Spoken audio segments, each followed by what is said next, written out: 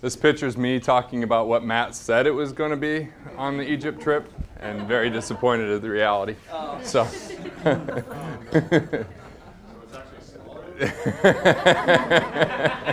this is on video? Come on. Oh, it's on video. Great. How's everybody doing? Awesome. Doing all right? Awesome. Cool. Hey, there's a front couch over here. If anyone dare. My name is Garrett Gunderson. I'm on a mission to make sure that chiropractors don't have a financial subluxation when it comes to really getting the message out there. I don't want you to be the last resort. I want you to be the leader in the healthcare revolution. And I think that if you have the right financial prowess and you have the right financial resources, that money will no longer be a primary reason or excuse why you do or don't do things. Okay, so let me say that again. I don't want money to be a primary reason or excuse why you do or don't do things. And I want you to understand something I call the Living Wealthy Initiative, which is how do you live your wealth? Because Benjamin Franklin said, wealth is not the man who has it, but the man who lives it. And I got to tell you, I've talked to all too many chiropractors who are not taking very much time away from the office to rejuvenate, to spend time with their family, and yet they want to go out there. And I don't want you to win what I would call the booby prize, where you're out there trying to help and heal everyone and serve everyone when you haven't taken care of your greatest asset, which is yourself, and that living the type of life where you're enjoying your family, you feel comfortable being somewhere, not calculating what dollars you're missing when you're away from the office, not worried about, oh, I really should be back there and maybe I should cut my trip short, or going somewhere and not being able to be fully comfortable and have peace of mind when you're spending money on yourself. But at the same time, there's this other side, which is how do you make sure that you build and create sustainable wealth? And to me, it begins that understanding that there's 5 tracks to wealth, not just one. So number one, finance is important. And if you say it's not, my guess is if you say it's unimportant, you're not going to have much of it. And I think money's a lot like air. When you don't have much of it, it becomes pretty suffocating. Okay? So finance is definitely part of wealth. But the second piece is soul purpose. And tonight, one of the key things I want to do is help dissect what is soul purpose, what does it mean to wealth, and how do you have more of a clarity around your soul purpose so you can move forward powerfully. And then the third piece is mindset. Mindset is absolutely part of wealth, because the difference between scarcity and abundance is the very key component of wealth. No amount of luck, saving, discipline, rate of return, or any product can save anyone if you're stuck in the scarcity mentality. A place of entitlement, of fear, of doubt, of worry, that is the destroyer of wealth. So mindset is absolutely part of wealth. Then you guys got the fourth piece down, which is physical health, right? You don't have that, no amount of money is going to save you. There's no one that has all the money in the world that wouldn't give every penny of it to get their health back, because there's even people on the Forbes 400 that, you know, one guy had his leg amputated because of diabetes. So is he really wealthy, or is he just rich? I call it being rich versus being wealthy. And then the fifth piece is that social piece I'm talking about, where you're out there building memories, spending time with the only true assets in the world, which are people. So number one, I want to make sure and distinguish and help you discern the difference between truth and falsehood out there in the financial world, because it's a lot like chiropractic. If we think about what the definition of health is for most people and what they're being trained, taught, and educated out there in the media, that's not at all what you guys are really about, right? I mean, because most people think health is maybe taking some pills, maybe going and getting physical once a year, if that. I mean, that's not what health is, and there's a lot of misinformation and there's a lot of propaganda that holds people back. So I want to help you even financially, because it's a lot of the same thing. And then the final piece is I want to make sure and give you some pragmatic things that you could take. You could implement within 24 hours, put more cash in your pocket. We on the right track here? Yeah. Okay. So here's the reason I'm so passionate about chiropractic. First of all, about 10 years ago, I was running and my feet were going numb. And so I got referred to someone by the name of Dr. Craig Bueller. I don't know if you guys have heard of him, but he's the chiropractor that worked on Stockton and Malone all throughout their career in Utah. Actually, Tim Ferriss just wrote about him in his 4-hour body book, talking about chiropractic in a favorable fashion. So I would drive an hour, by the way, and I was probably like 22, 23 at the time, drive an hour to his office, pay cash, and then drive back, and I'd go there at least once a week. And within a few weeks, my feet weren't going numb anymore. That was fine. But he sold me on wellness. Now I got to tell you, I wouldn't say it was a perfect experience, just to be real candid with you, because he spoke so far over my head as a young kid that I don't really remember much, other than he talked about maximization. He talked about optimal health, and I thought, all right, that's how I look at the world of finance. I definitely want to look at the world of health that way. So that was my first impact. But then the second thing is, Pat Gentempo was in a study group with a couple people that were clients of mine, John Butcher, Alex Mondosian, and they told him, hey, you should meet Garrett Gunderson, and he was coming to Park City, Utah. So we went out to dinner, and within about 2 minutes, we were deep in philosophical conversation. Within 24 hours, I had him on my radio show. 24 hours later, I was doing an on-purpose interview, and his wife, Lori, jumped up and said, why aren't you working with chiropractors? I said, well, what do you mean? She says, you're talking about vitalistic finance. You're talking about principles in finance that apply to chiropractic. This would be a perfect market for you. I said, that's cool. I didn't think a whole lot about it. But then Patrick said, hey, why don't you come out to Total Solutions? And I said, cool, when is it? He said, well, it's a week and a half away, so I'm sure you can't make it.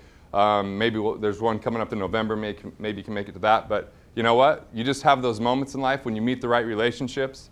And I just said, no, I'm going to make it in a week and a half. And I moved things around. And one, he saw that it was important to me to build a relationship. And by the way, this is one of the keys to all wealth, is that when you recognize there's people that can create massive value in your life, people, in this room have done that for me, David, Steve, Matt's been over the top this weekend, making sure I have a vehicle the whole time, making sure that my family's entertained, putting up with my 4-year-old's drama the whole time, all that kind of stuff, Jason Moore, Roberto, Monaco, there's a bunch of people in here that have created massive value. And that's where so much wealth is lost, if you could just understand the value of relationships. And especially as chiropractors, you guys are great givers, constantly giving, but start allowing to receive from the key relationships you have. When someone says, what can I do for you? How can I create value? Rather than saying, I'm good, think about what you could really do, and if they could contribute to you, would allow you to get to another level. Because number one, when you're serving someone, you feel more or less connected to them. More. So if you're not allowing someone else to serve you, you're creating a one-way street, which is going to lead to exhaustion and that people want to retire someday. I think the concept of retirement needs to be retired. I mean, what is the definition of retirement, by the way? To take out of service. That's the definition of retirement. So here you found something that you've gone to school for, that then you had to learn all over again once you got out of school, what you really want to do, how are you going to perform it, build a business around it, and then one day you're just going to walk away from that. And by the way, sell it for less than 1 year's revenue? That's insulting to me. Your multiplier being a negative multiplier as an industry is absolutely absurd, and I want to put an end to that.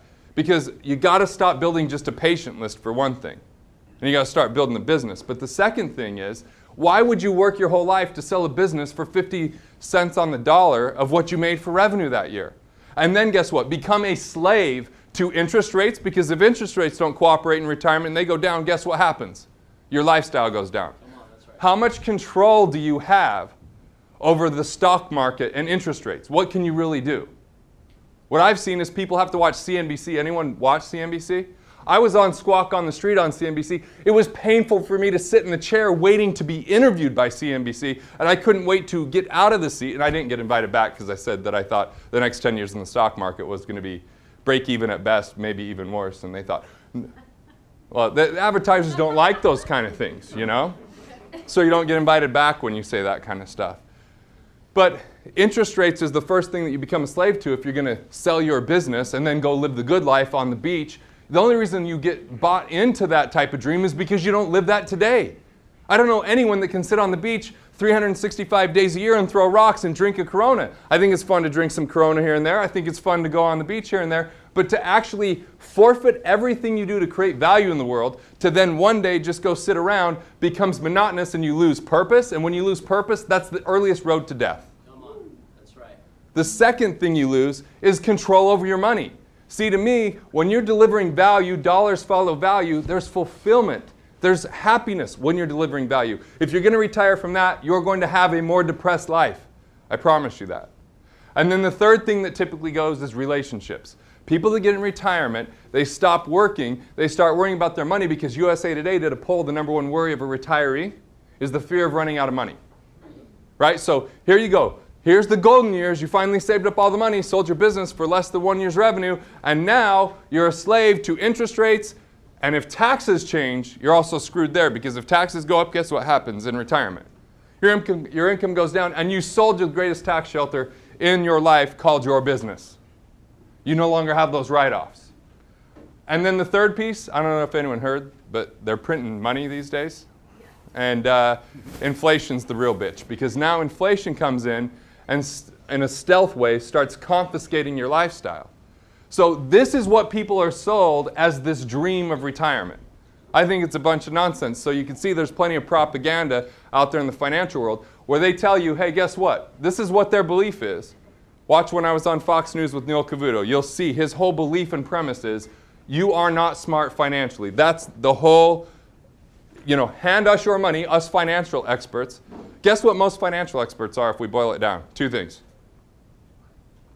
Life insurance salespeople or mutual fund salespeople. And that's so-called financial experts. They're getting paid a commission to push a product. That's like saying getting a pill is going to give me health. That's the equivalent in the financial world. So I want to remove that, as a premise or a philosophy because it's so destructive. Get clear about what it allows you to produce at the highest level. And when you're most productive, well, then let's start plugging the leaks so you keep more of what you make in order to invest it. And let's define investing. Investing means creating value. So how do you create value? To me, I don't think of investing as some product out there.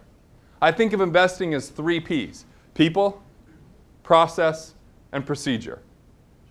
If you don't have the best talent around you, if you haven't hired the very best that has to offer out there, and by the way, a lot of chiropractors don't because the number one concern they have is it's expensive. The most expensive thing you could do is not hire the right person. Most expensive thing in your business. They'll infringe upon your peace of mind. They'll confiscate precious resources, and you won't be as productive as you possibly could be. Number one, make sure they love what you do, that they're a believer, that they recognize the value you deliver, that they would refer people into your practice. If they don't, you're creating a shitty culture. Am I okay to swear in here? I'm getting fired up. Okay. That culture is a killer. You gotta protect that culture. That's absolutely essential. By people that are evangelists for what you do because they believe in it. They've been impacted by it. They want to tell other people about it. And they want to show up to work not to be managed, but to produce. Not to earn an income because of time and effort, but because the bottom line results that they bring to that firm, and that they bring more than they take because that's what producers do. That's what people in the abundance mindset do, is they always look to contribute more value to the world and to people than they take. So that's an investment, is the right people. The next investment is processes that allow those people to perform, and then the third piece is procedures that allow the sequence to happen more automatically so it's not always human labor to get it to the next level. This is how you really retire. You retire from the things that you hate doing by finding the people that are sick enough to love to do it for you. I mean, the things that you hate to do, there's actually people sick enough out there that love it. And some people, the New York Post kind of critiqued me on this. They said, if you follow Garrett Gunderson's advice, then no one's going to be around to do city sanitation and, we'll all live off rice and beans the rest of our life. In actuality, if you follow advice from people like Dave Ramsey, he tells you to live off rice and beans so you can save more money. He'll tell you as a chiropractor, in order to build more wealth, get a second job. That's the worst thing you could ever do. You learned a profession where the highest leverageable thing you could do is be educating patients and adjusting patients, and they're telling you to go bag groceries. If you're my chiropractor, you're bagging my groceries, you're bagged as my chiropractor because you don't have enough vision and purpose. Come on. Preach it. Yeah, I just need to get a little bit longer beard, and I'll keep the hair just going just a little bit longer, right? I gotta get even more intense though. That's intensity right there. I'm the younger version, So back to the chiropractic story. I mean, look, it was important for me to go to Total Solutions because intuitively, I tell my wife, I don't think we should vaccinate our kids. And she thinks, what do you mean? Intuitively, I say, I don't think we need a pediatrician. I think that we could just do, there's, naturopath stuff. There's other things that we could do. But she wants statistics. She wants facts. And let's face it. I mean, I don't know about how you guys are, but I've been at events with my wife where someone is speaking on the stage that I trained, and she's like, did you hear that? That is genius. And I'm like, I'm pretty sure I've said it like 5. It's in my book right here, page 3. But getting her to Total Solutions was transformational because then what happened was my son, who was having auditory issues, and I'll be real candid about it, not only was having auditory issues, he got kicked out of a Montessori school for not engaging. And my wife said, yeah, he's not doing very well. And I said, he's probably just going to be an entrepreneur. He's lopsided. Genius is always lopsided. You know, it's kind of my thing. And she says, well, why don't you take him to social group? He goes to social group. He's the only non-autistic kid, and he is by far the least engaged in the group. And he's crying, and I'm going, okay, wait, she has a point here. But after going to Total Solutions, we met Dr. Grace Sin. Grace said, you know what, let me interview some doctors in Utah. I'll find you the right chiropractor. See, not most professions would do that. Grace has no financial incentive. She just wants to give. She wants to deliver value. She interviews. She finds Christina Stitcher. We start Breck in regular care, 3 times a week with Christina, right? We hired Jason Moore to come into our home because he worked for Dr. Dan Yochter out in Florida, and he came in and did blood analysis and nutrition and found all the junk food my kids were addicted to, and his wife food matched it to say, here's the healthy alternative so they can live a better lifestyle, and they lived with us for 2 weeks. Look, that came from chiropractic. Jessica Marsh flew in 4 different times, spent full weekends with us, going over all the different nutritional things that we're encountering. And look, we just fully engaged. By the way, always paid cash, always paid up front because I saw the value. So 1, make sure you recognize your value. The price meant nothing to me. The value meant everything. And when it was clear, it was easy for me to say, what would it take to fly you out here? It wasn't even a program that was offered, but I said, these are people that I want in our lives. And I got to tell you, so he went from being kicked out of Montessori school to special ed. My wife doesn't even tell people he's in special ed, so don't really bring that up when she's around. I'm pretty open, by the way, so you'll learn that quickly. So he's going through all this, and just 3 weeks ago, by the way, he won the spelling bee. He's in a regular school, and he's thriving. So, it's a combination of all this, and when we went to Disneyland after I spoke at Steve Hoffman's event, I was in the bed, and he comes up and he puts his hands on my back, and he starts pushing. He goes, Dad, I'm your doctor, so I'm pretty sure we're raising some chiropractors in my family, and they're going to do pretty damn well. So I'm in, and I'm tired of you guys not having the financial wherewithal to be able to impact more people, because guess what? If I didn't happen to encounter Patrick Gentempo, I'd probably be suffering massively right now. My family would probably be in massive pain because there's not the best marketing in Utah to get these people. If it wasn't for going to Total Solutions, Grace Sin making that phone call, or those kind of things, I don't know what I would know today. But I know where we were going and how painful it was. The impact it had on my wife's health because the amount of cortisol level that was shooting up because she is absolutely stressed like no other because her child isn't acclimated to society. How is he going to be treated? Is he going to be ridiculed? What is life going to look like? Can you understand the ramifications when people don't understand chiropractic care and less than 2% of the population is under it? Come on. Finance cannot be an excuse. There's plenty of money. I want money to be an asset and an ally, not an obstacle. If I only had more money then. The if-then is a have, do, be, and come on, in your profession, we know be, do, have. You've got to make a choice. You've got to be more resourceful. I don't care how many resources you have, be resourceful. It's not always about it takes money to make money. It takes commitment and human ingenuity and a willingness to ask for assistance at times and let people support you. If you're trying to hold up and pretend like you've got everything figured out, I don't care. Any speaker that's been here has been down in the dumps, and I had to short sell real estate in my past. Oh, I'm a financial guru. Look, we all go through certain things. You just have to be willing to admit it for people to be able to assist you, support you, and get you past it. The longer you hold it within and you don't talk about it, the longer you're going to hold on to it because scarcity breeds scarcity. And if you're in scarcity, all progress starts when you're honest. When you're not honest with other people and yourself, you get stuck in a hole. And here's the problem. When people are in scarcity, they become selfish. When we're in scarcity, we're not thinking about how we can create value for someone else. We're thinking about how we can pay our bills. We're not thinking about what the next patient's breakthrough is going to be. We're worried about if we can pay for payroll. Money shouldn't be this complicated, especially when we find out that the average chiropractor is leaking $1,600 a month just in cash flow. Not having the right credit score, not managing debt properly, not structuring the loans properly. Simple things that are evasive because you got to take the courage to pay attention to it. The other thing is, 93% of chiropractors in our estimation, based upon my surveys, are overpaying taxes. And this is a lot like the medical model. Here's why. When do people go see the MD? When they're sick. When they're sick. So when do people go talk to their accountant? When taxes are due. I mean, look, if you aren't talking to your accountant now about tax strategies this year, you're already missing out. If you're just worried about filing your taxes for next week, you've overpaid, I promise you. So we'll talk about some of those strategies. Does anyone feel like I'm yelling at them yet? Come on, keep yelling, man. I went to church with Matt on Sunday, so I'm fired up. What can I say, you know? But thanks to Total Solutions, thanks to all the chiropractors. I mean, Steve Hoffman called me, said, hey, you need to meet this person. I think they could really help. I mean, you guys always are reaching out. So the least I could do is make sure that money isn't a problem for you. Look, the health thing is a lot more complicated than money. It's just that, number one, you have to feel like and understand that you deserve it. That if you're wealthy and prospering, that's the best way that you can serve more people.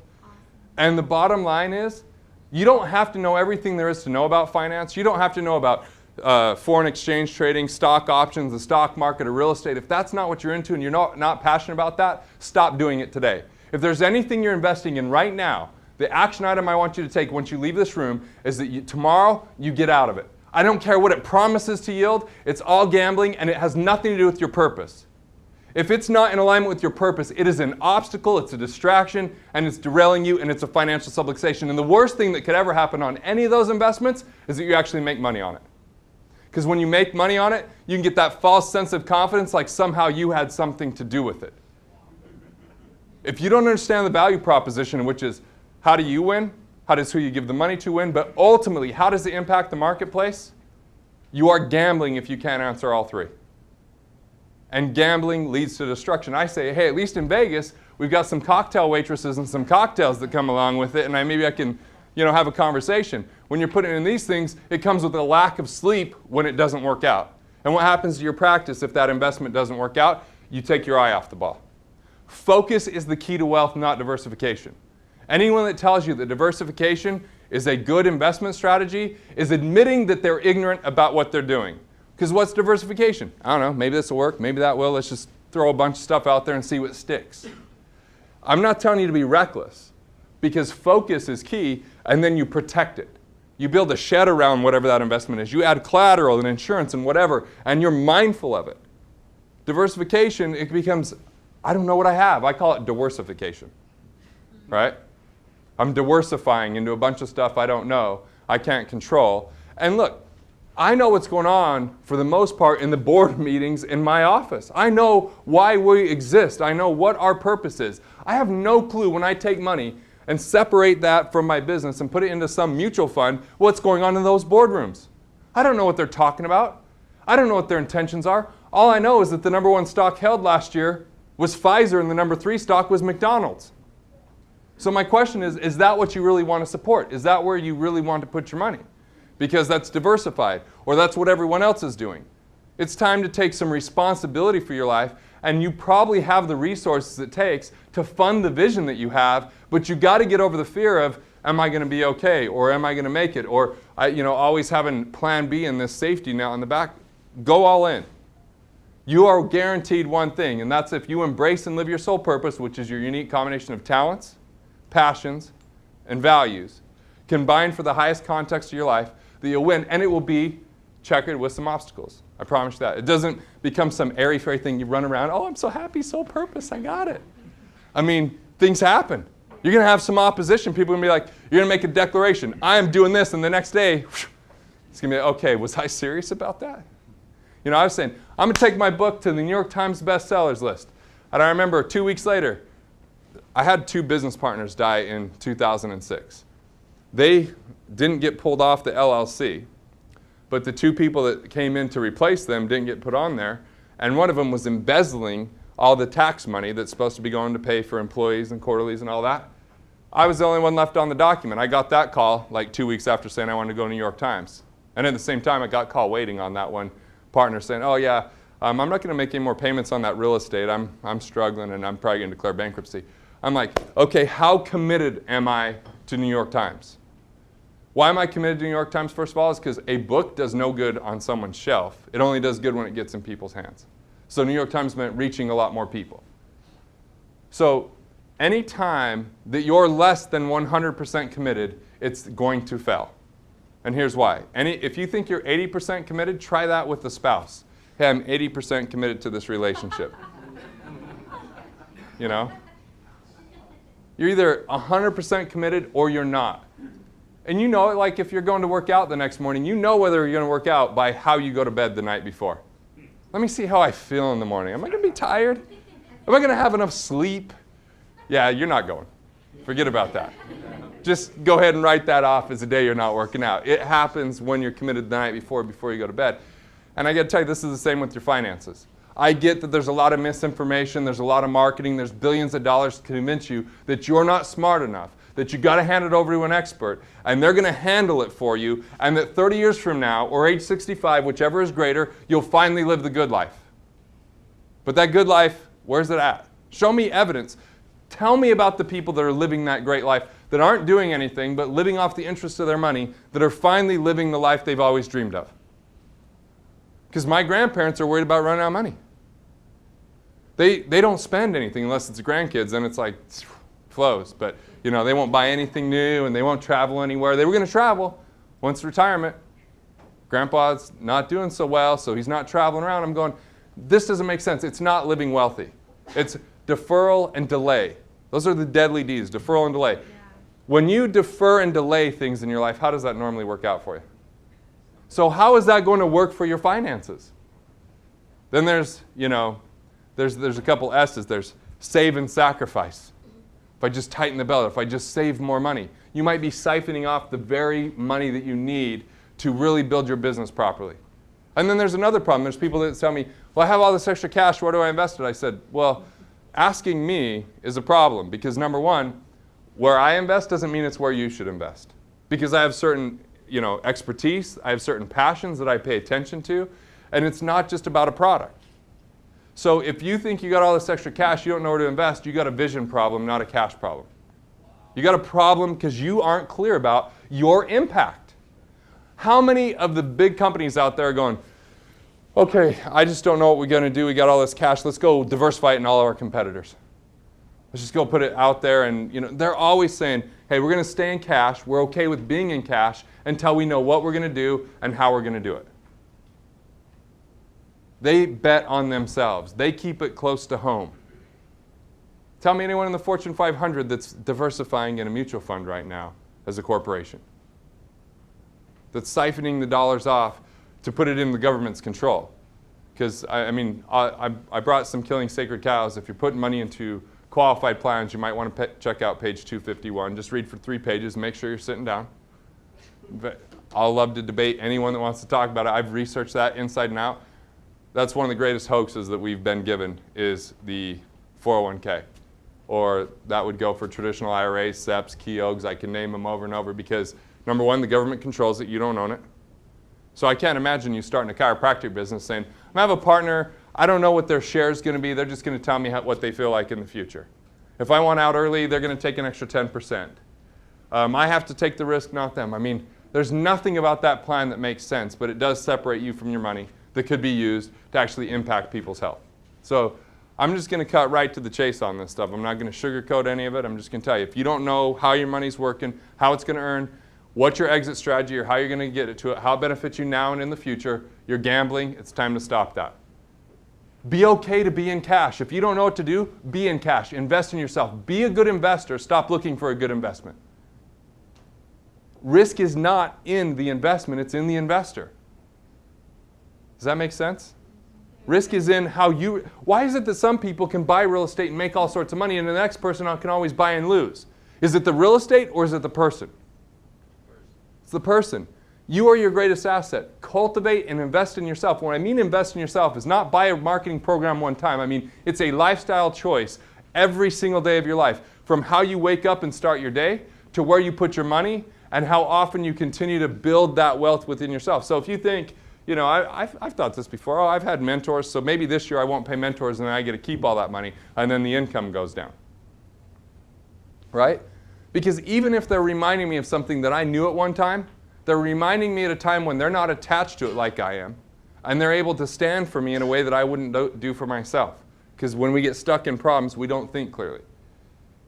So make sure you're looking that way when you're investing. And then Start to define what wealth is for you. If you're going to live wealthy, what is it that you want to do and you're talking about doing 30 years from now? What about starting to do those things today? That's living more richly. Whether it's, I don't care whether it's travel, whether it's, how you dress, what you drive. I mean, what would it take to be abundant and just ask a different question? See, most people default to, I can't afford it. That's the most damaging statement in money. I can't afford it. You've shut your mind down, you're not resourceful anymore, and you're accepting current circumstance. If all you did was change the question to, what would it take and how could I afford it? Then you would completely transform things, because the world has taught us to think that living within our means reducing our expenses. Live within your means, reduce your expenses. I'm here to teach you that living within your means always expand and increase your means. You've got abilities, you've got passions, you've got values, you've got ways to solve problems, to serve others, and to create value. Those are your three go-tos. How can I solve someone's problems? How can I create more value? And how can I serve others and allow people to pay you for it? And if you haven't raised your fees in a few years, test it out. Because this whole notion of, oh, it's a bad economy, I'm going to start cutting back, is the very problem. I mean, when did that ever solve a problem by reducing and shrinking? No one shrinks their way to greatness. I mean, if I'm going and they're going, oh, by the way, we charge less today, so why? Is it less valuable? Is it, do you not value yourself? I mean, I think the greatest human dilemma is understanding the true value we create and being willing to accept the full value for that. And that if you really understood who you are and what you could do, you're always behind what you truly could get paid for. Meaning, once your human life value, which is who you are and how you can contribute, once your pocketbook can catch up to that, meaning what people would really pay for. Because I remember there was a Pulitzer Prize journalist I hired. His name was Dean Ropart, and I brought him into a one-day consultation. I charged 15 grand for the consultation. And I'm like thinking, that's great. I sit down and he goes, so how much was that today? I said, 15 grand. He goes, that's it? And I was like, yeah, I was feeling pretty good about myself. And he goes, yeah, you're a New York Times bestseller, and I sat through the content. I write for a lot of these other, big firms, and you're only charging 15 grand. He goes, man, you just really undervaluing yourself, and he just says it nonchalant. I'm like, what a dick, but yeah, I need to charge more, It's a valid point.